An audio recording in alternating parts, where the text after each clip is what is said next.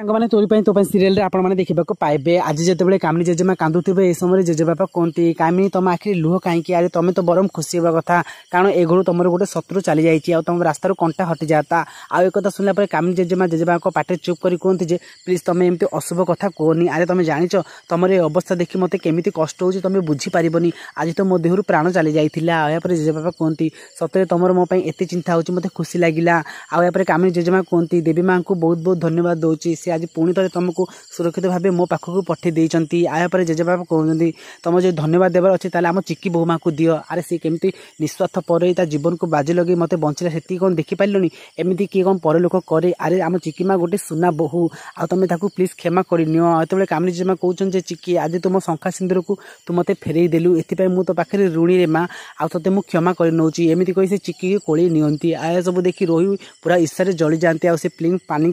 कर पुणी थे जेजेमा को चिक्की को मन में फाट सृष्टि करेंगे तेज प्लानिंग सी कौन सफल है जानवा चाहते हैं यूट्यूब चैनल तो जोड़ी रुहतु आज वीडियो भल लगी आपको लाइक करेंगे रही नमस्कार।